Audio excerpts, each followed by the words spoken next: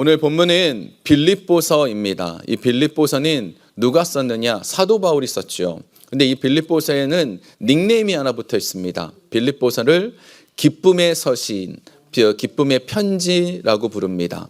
실제로 이 빌립보서 안에는 이 기쁨이라는 단어가 17번 가까이 나올 만큼 기뻐하라라는 얘기를 계속해요. 기뻐하라, 기뻐하라, 기뻐하라. 근데 좀 아이러니하게도 오늘 이 빌립보서를 쓰고 있는 사도 바울은 감옥에 있습니다. 감옥에서 자유한 빌립보 성도들을 향해서 기뻐하라라고 얘기를 해요. 보통 이런 얘기를 할 때 그렇잖아요. 조금 뭐 여유가 있든지 아니면 평강이 있든지 아니면 좀 삶에 괜찮은 사람들이 좀 어려운 사람들을 향해서 아유 기뻐해야 돼. 잘 견뎌야 돼. 힘내야 돼. 뭐 이래야 되는데 오히려 반대예요. 빌립보 교인들이 사도 바울을 보고 힘내세요. 뭐 잘 견디세요. 이렇게 말해야지 정상인데 지금 전혀 그런 상황이 아니죠. 오히려 기뻐하라라고 사도 바울이 말을 합니다. 왜냐하면 기뻐한다라는 것, 기쁨이라는 것은 영적인 것이기 때문입니다. 이 기쁨이라는 건 내가 오늘 기뻐해야지라고 해서 기뻐하는 건 아주 짧아요.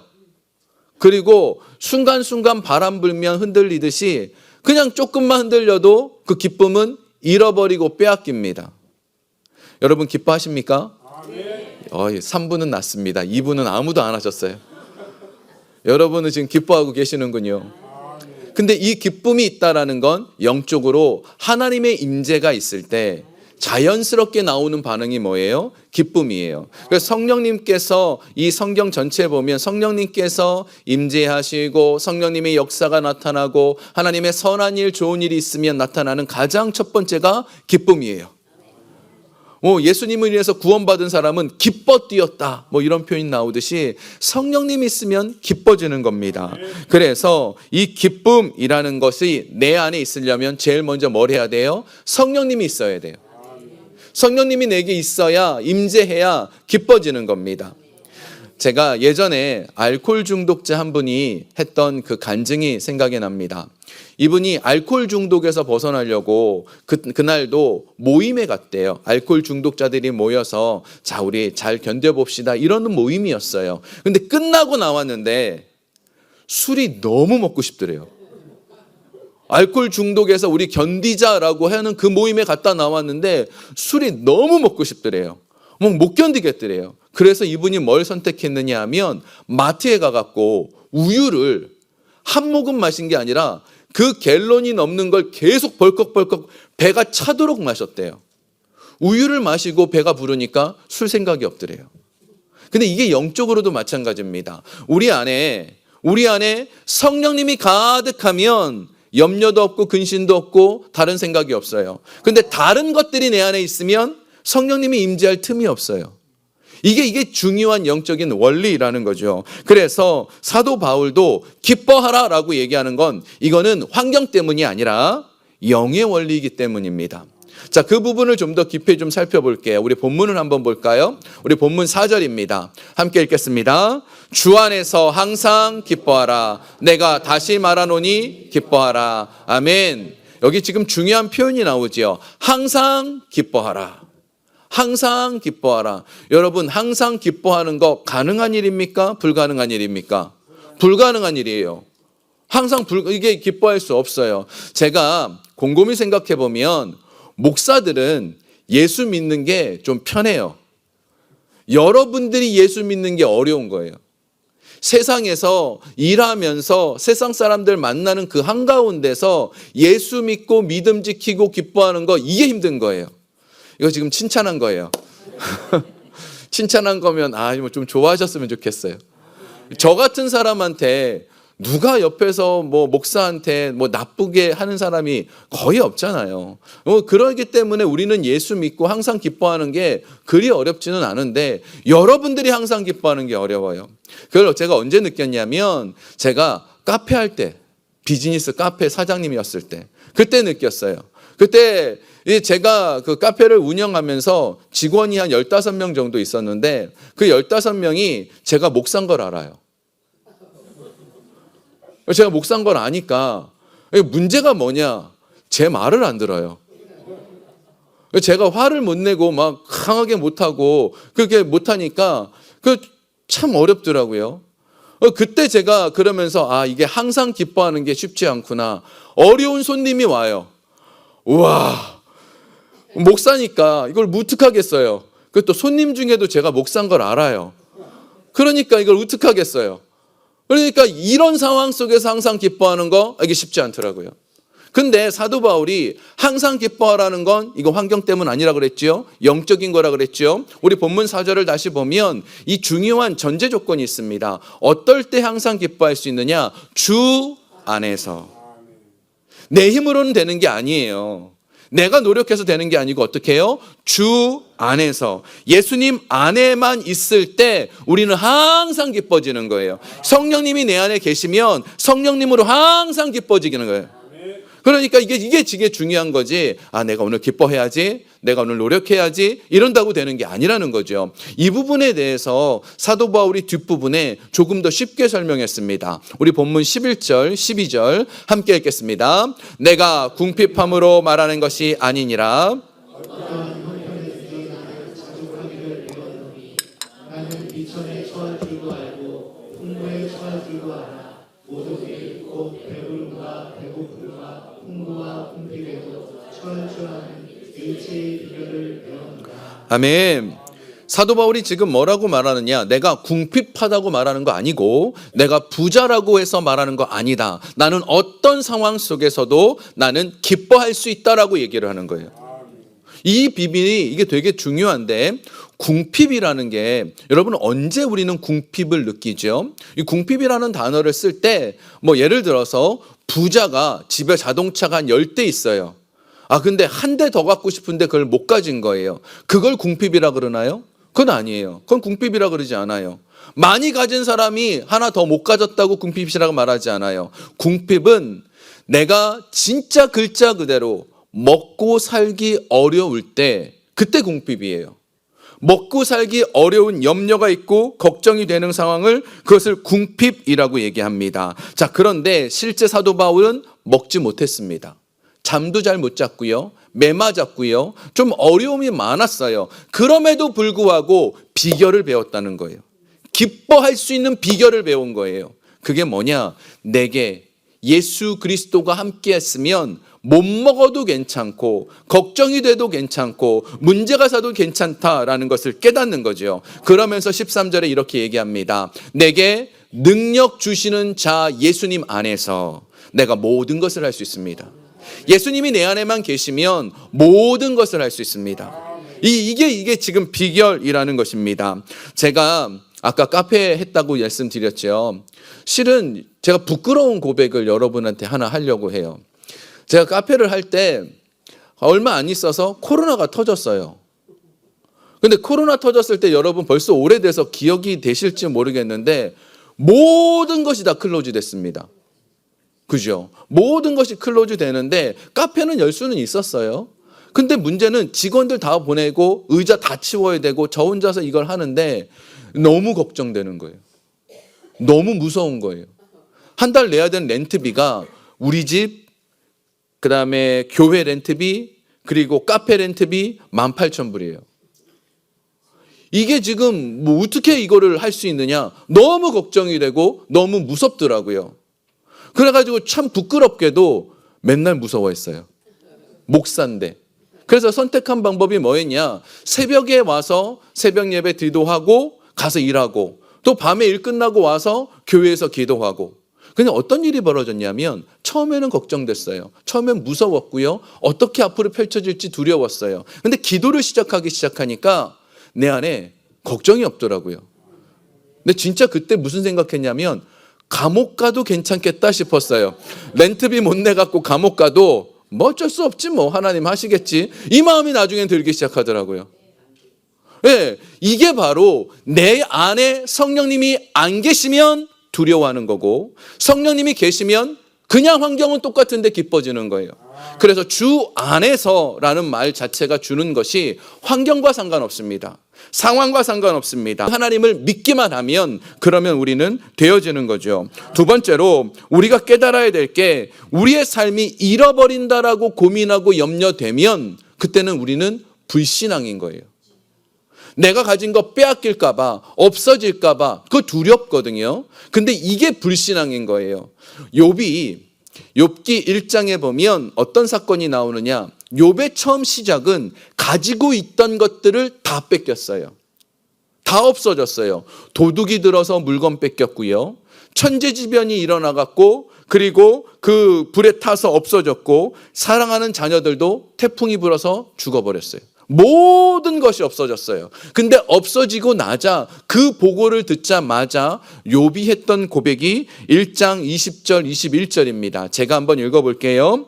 욥이 일어나 겉옷을 찢고 머리털을 밀고 땅에 엎드려 예배하며 이르되 내가 모태에서 알몸으로 나왔사온즉 또한 알몸이 그리로 돌아가올지라. 주신 이도 여호와시요 거두신 이도 여호와이시오니 여호와의 이름이 찬송을 받으실지니라. 이게 무슨 말입니까? 내가 물질 가지고 있었던 것도 누가 주셨습니까? 하나님.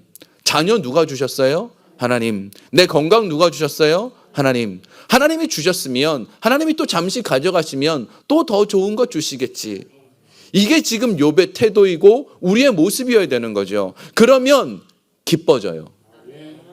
궁핍이 와도 기뻐져요.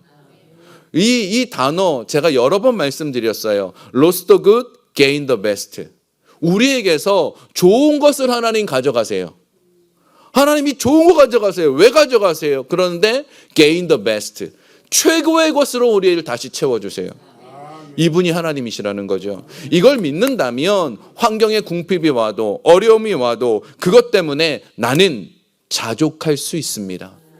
만족할 수 있습니다 라는 겁니다. 그래서 이 자족하고 만족하는 사람은 무엇 때문에 자족하고 만족하고 기뻐하느냐? 하나님께서 내게 주신 것 때문에 그걸 누리며 살기 때문에 기쁘는 거예요. 뭔가 얻어내기 때문에 기쁜 게 아니고 지금 있는 걸 누릴 때 우리는 기뻐지는 겁니다. 이걸 좀 더 쉽게 설명해 줄게요. 이 빌립보 교인들이 이 사도 바울에게 헌금을 보냈어요. 그게 고린도후서 8장에 나옵니다. 근데 빌립보 교인들은 굉장히 가난했습니다. 어려운 노동자들이 많아서 정말 가난했어요. 근데 그 가난한 중에도 그 소유를 떼갖고 일부를 보냈으니까 사도 바울이 그 소유를 받아들이고 헌금을 받아들이고 야, 이거 얼마나 감동이 되고 눈물이 되겠어요. 그잖아요. 풍족한 데서 준 게 아닌데. 근데 그게 비밀이고 행복의 기쁨이고 기쁨의 비밀이에요. 왜냐하면 여러분 선물을 받는 게 기분 좋으세요? 선물을 주는 게 기분 좋으세요? 주는 거요? 저는 받는 게 좋던데요. 2부 때는 받는 게 좋다고 많이 하셨어요. 근데 여기는 또 주는 게 좋다고 말씀하시네요. 뭐가 맞죠? 둘 다 맞아요. 둘 다 맞는 거예요. 선물을 줘도 좋고 줘도 좋고 받아도 좋아요. 둘 다 맞아요. 그런데 더 중요한 게 있습니다. 여러분은 항상 선물을 주는 사람이 되고 싶습니까? 선물을 받는 사람이 되고 싶습니까? 주는 사람이에요. 주는 자가 복된 거죠. 이게 바로 기쁨이에요. 지금 내게 있는 것 중에서 이거 모든 것 하나님이 주셨으니까 하나님 줘도 괜찮습니다라고 말하는 것. 이게 바로 자족하는 태도고 주 안에서 염려하지 않는 마음이라는 겁니다. 연예인 중에 차인표 씨라는 분이 있어요. 혹시 아세요? 되게 잘생겼어요. 저랑 비슷해요. 왜 웃으시죠? 근데 이 차인표 씨가 거의 모태신앙이에요. 근데 이분이 뭐라고 간증하냐면 자기는 한 번도 전도를 해본 적이 없대요. 왜냐하면 저 사람 예수 믿어? 이 말 듣기 싫고 그 다음에 예수 믿는다라는 말로 인기 떨어지는 거 싫고 그래가지고 전도를 안 한 거예요. 근데 이제 결혼을 해서 시네라라는 그 탤런트랑 같이 살다가 이 시네라 씨는 믿음이 진짜 좋았어요. 선교도 엄청 많이 하시고. 근데 이 시네라 씨가 한 번은 인도 캘커타에 이제 선교를 하러 가기로 했는데 몸이 너무 아팠대요. 갈 수가 없는 상황이 되니까 그래서 이 차인표 씨한테 부탁을 했어요. 당신이 좀 대신 가라고. 그랬더니 어떻게 하겠어요? 부인이 얘기하는데 알겠다고 하면서 그 선교단체 대표한테 뭐라 그랬냐면 내가 갈 테니까 비행기 1등석 달라고. 지금 선교를 하러 가는데 1등석 달라고. 그 목사님도 대단해요. 1등석 줬대요. 그래서 1등석을 타고 가는데 인도 캘커타에 도착해서 버스를 타고 가는 내내 엄청 덥잖아요. 인도 덥잖아요. 덥고 습하고 목이 계속 물리니까 막 얼굴에 짜증이 계속 나고 막 화가 나더래요. 정말 내가 여기를 왜 와가지고 이게 뭐 하는 거지? 막 그런 짜증이 나고 있는데 이 목사님이 옆에 계시다가 차인표 씨, 지금 가는 곳이 세계에서 가장 가난한 마을 중에 하나입니다. 가서 차인표 씨가 할 일은 아이들이 오면 그냥 사랑한다고 안아만 주시면 됩니다. 다른 거 안 해도 됩니다. 이렇게 얘기를 한 거예요. 그래서 그게 뭐 어렵겠냐고. 그래서 아이들이 오면 안아줘야겠다, 이제 사랑한다 말해줘야겠다 이렇게 생각하고 있는데 이제 딱 도착했더니 마을 앞에 9살 정도 되는 여자아이가 바짝 말랐는데 이 여자아이가 차인표 씨한테 달려와서 안기는 거예요. 그래가지고 차인표 씨가 딱 안아주면서 사랑한다라고 말하려고 그러는데 음성이 들리더래요. 예수님께서 임표야, 너를 사랑한다. 임표야, 수고했다. 이 음성이 먼저 들린 거예요. 본인이 말해야 되는데. 그때 하나님의 임재를 느낀 거죠. 하나님의 음성이 들려지고 나니까 바뀐 거예요.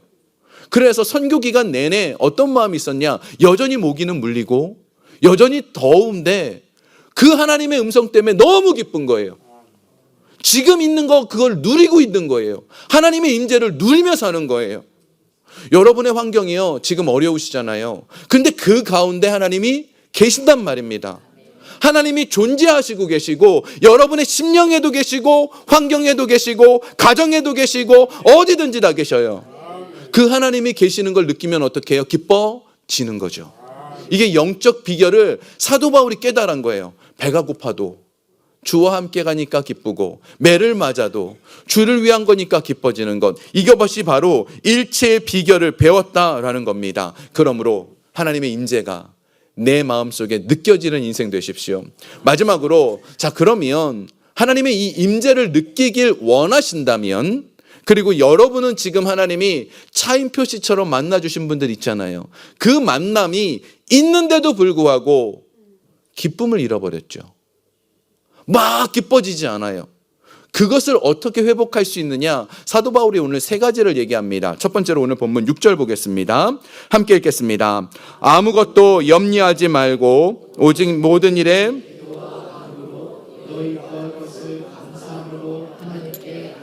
아멘.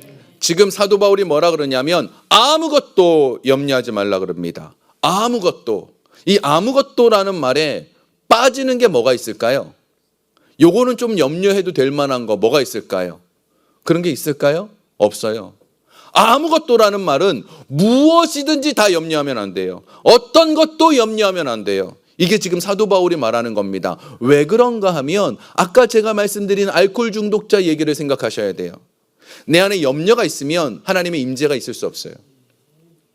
내 안에 우울함이 있으면 하나님이 이 안에 들어오실 수 없어요. 내 안에 걱정이 있으면 하나님께서 내 마음에 자리 잡을 수 없어요. 염려하고 걱정한다라는 것, 어떤 일에 대한 반응이 아니라 그 사람의 삶의 태도이더라고요. 이게 무슨 말이냐면, 예를 들어서 건강에 문제가 생겼어요. 아휴, 이거 어떡하지? 이런 생각이 들고 염려가 되죠. 이런 것은요, 그 염려가 할 만한 일이 벌어졌기 때문에 일어나는 리액션이 아니에요. 그게 아니고요, 습관적으로 하는 거예요. 아우, 내가 지금 사업장에 문제가 생겼네. 이걸 어떡하지? 이건 습관적으로 하고 있는 거더라고요. 만약에 그런 문제가 생겼을 때도 염려하지 말라라고, 아무것도 염려하지 말라라고 예수님 말씀하시잖아요. 그러면 우리는 염려하면 안 돼요. 염려를 어떻게 해요? 몰아내야 돼요. 몰아내야 돼요. 염려라는 게 여러분 생각에 들어가요. 근심이 막 여러분 생각에 들어가요. 우울감이 여러분 생각에 막 들어가요. 그러면 나는 오늘 좀 염려해야지, 이렇게 마음먹는 게 아니라 어떻게 해요? 몰아내야 돼요. 자꾸 몰아내야 돼요. 여기서는 아멘 좀 하시면 좋겠어요. 몰아내야 돼요. 몰아내면 어떤 분이 들어오십니까? 성령님이. 그래서 염려할까 고민하는 것, 이게 아니고 하나님 안에 살아내야 됩니다. 보면 믿음과 염려는 늘 같이 있어요. 이게 무슨 소리냐면, 시소 아세요, 여러분? 시소 이렇게 타는 거? 이게 믿음이 이만큼 내려가면 좋으면 이렇게 염려가 올라가요. 근데 반대로 염려가 많으면 믿음이 올라가요. 믿음이 없어지는 거예요. 계속 이래요. 자꾸 여기 중간에 있으면 안 돼요. 이게 일로 내려가야 돼요. 이게 믿음이 커져야 돼요. 중간에 있는 것도 아니고 염려가 커져도 안 돼요. 그러니까 믿음이 커지는 인생이 돼야지 그것을 하나님께서 기뻐하시는 거예요. 예수님이 염려에 대한 말씀을 마태복음 6장에서 하셨는데 거기에 보면 이렇게 표현하십니다. 그러므로 내일 일을 위하여 염려하지 말라. 그 다음 말씀이 조금 이해 안 되죠. 내일 일은 내일이 염려할 것이요. 이게 이해가 안 되죠. 내일 일을 염려하지 마라 그래야 되는데 내일이 염려할 것이요. 이게 무슨 뜻이냐? 이거는 좀 설명해 드릴게요. 지금 하나님께서 오늘 이 시간 여러분과 함께하는 것에만 집중하시라는 뜻이에요. 염려는 항상 미래의 일을 걱정해요. 99.9% 미래의 일을 걱정해요. 아유, 내가 내일 아프면 어떡하지? 내가 내일 돈이 없으면 어떡하지? 내가 내일 그 문제가 생기면 어떡하지? 자꾸 어떻게 해요? 미래의 일을 걱정해요. 아까 저 어리석은 저를 보세요. 감옥에 갈 생각하고 있잖아요. 미래의 일을 걱정해요. 그런데 그게 아니고 내일이 닥치면, 이 내일이 내일을 염려하라는 뜻은요, 내일이 닥치면 하나님께서 내일도 피할 길을 주신다는 뜻이에요. 오늘 도우시는 하나님이 내일은 안 도우시나요? 모레는 안 도우시냐요? 아니잖아요. 오늘만 집중하고 있으면 내일 되면 하나님이 내일 또 이길 힘을 주시고 모레 되면 하나님이 또 이길 힘을 주시고, 그러므로 우리는 오늘 예수님께 집중해요. 지금 이 순간 예수님께 집중해요. 그래서 예수님이 내 안에 가득 차기를 그렇게만 하면 우리는 믿음 안에 살게 됩니다. 두 번째로 어떻게 하면 기쁨을 유지하느냐? 기도와 간구하라라고 얘기합니다. 우리 6절 본문 6절 다시 한번 볼까요? 아무것도 염려하지 말고 뭐라고 얘기해요? 모든 일에 기도와 간구로. 자, 여기 보면 모든 일이죠. 이것도 중요한 표현이에요. 모든 일. 모든 일에는 하지 말아야 될 게 있을까요? 없어요. 다 기도하세요. 다 기도하세요.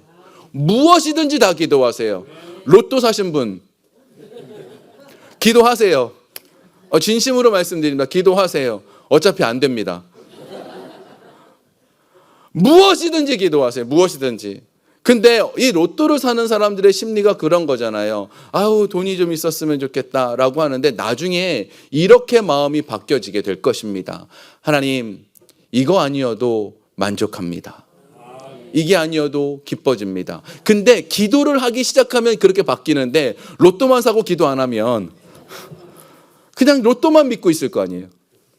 그러지 마시고 모든 일에 기도와 간구를 하는데, 근데 신기한 건 기도는 뭐고 간구는 뭐죠? 똑같은 말 아닌가요? 기도와 간구의 차이점이 뭐냐? 기도는 평상시에 일반적으로 드리는 모든 하나님과의 관계, 그걸 기도라고 부릅니다. 우리가 새벽 예배 나오고 수요 예배 나오고 그런 분들을 보면 늘 그 자리를 지켜나가시는 거예요. 주일날 이 자리에 오시는 여러분들 보면 늘 비가 오나 눈이 오나 바람이 부나 자리를 지키시는 거예요. 이 관계를 기도라고 표현합니다. 간구는 글자 그대로 뭔가 필요한 일이 생겼어요. 하나님, 내가 문제가 생겼어요 라고 할 때 어떻게 해요? 간구하는 거예요. 그러니까 모든 일을 기도도 하고 간구도 하면 그럴 때 하나님께서 우리에게 기쁨을 주신다는 겁니다. 기도하고 간구하면 가질 때 꼭 가져야 될 태도가 있습니다. 하나가 6절 다시 보겠습니다. 여기 보면 감사하면서 기도하라고 돼 있어요. 감사 없이 기도하는 건 탐욕입니다. 그 대표적인 게 그런 거예요. 하나님, 이거 주세요. 이 로또도 꼭 돼야 돼요. 이것도 해주세요. 감사 없이 이렇게 말하는 건 탐욕의 기도입니다. 근데 하나님, 지금도 감사합니다. 하나님, 그래도 감사합니다. 하지만 불쌍히 여겨주셔서 하나님, 이 일이 해결되게 도와주십시오. 이게 감사의 기도죠. 감사를 잃어버리는 기도는 그저 하나님께 대한 원망과 한탄이 될 수밖에 없어요. 감사하면서 지금 내게 주신 것에 감사합시다. 아멘. 지금 내가 누리고 있는 것에 감사합시다. 오늘 예배할 수 있는 것에 감사해야 됩니다. 오늘 예배 전에 우리 한 권사님과 잠시 대화를 나눴어요. 근데 그 한 권사님께서 예배를 드리는 걸 너무 사모하시고 예배의 그 기쁨을 아시는 분, 제가 그때 느끼는 건 이 자리에서 예배할 수 있는 게 이게 얼마나 큰 기쁨입니까? 이 건강한 몸을 가지고 이 시간 여기에서 예배 드릴 수 있는 거 얼마나 큰 기쁨일까? 이렇게 감사를 찾기 시작하면 감사의 기도가 절로 나오죠. 그러면 어떻게 될까요? 기뻐집니다. 기뻐집니다. 네. 마지막으로 이렇게 기도와 감사와 염려하지 않으면 제일 먼저 우리에게 일어나는 일이 있습니다. 7절입니다. 함께 읽겠습니다. 그리하면 모든 지각에 뛰어난 하나님의 평강이 그리스도 예수 안에서 너희 마음과 생각을 지키시리라. 무엇이 제일 먼저 주어집니까? 하나님의 평강. 기도의 응답은 솔직히 말씀드리면 좀 늦게 올 수도 있어요. 근데 평강은 즉시 옵니다. 아직 이 평강은 어떤 거지요? 문제가 해결받지 않았어도 평안한 거죠. 문제가 아직 내 안에서 풀리지 않았어도 하나님 아시겠지, 하시겠지, 나에게 좋은 것 주시겠지. 그러면서 어떻게 해요? 기도가 끝나면 평강이 임해요. 진짜 하늘의 그 평강이 임하는 것, 이게 복이에요.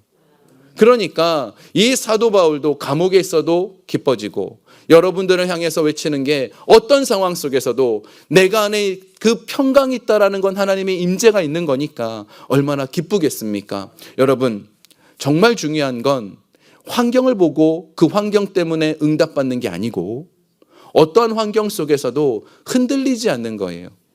폭풍이 몰아쳐도 큰 비바람이 있어도 광야길을 걷고 있어도 하나님 우리와 함께 하십니다. 하나님 우리를 지키십니다. 하나님 나를 싫어하실까요? 너는 좀 이것 때문에 문제가 있다. 난 너를 돕지 않겠다. 성경 어디에도 그런 말 없습니다. 너희는 내게 부르짖으라. 내가 듣겠고 네가 알지 못하는 크고 은밀한 비밀을 내게 보이리라. 주께서 우리에게 말씀하십니다. 두려워하지 마시고 아무것도 염려하지 마시고 오늘 기도함으로 간구함으로 감사함으로 고백하는 저와 여러분 되길 주의 이름으로 축원합니다.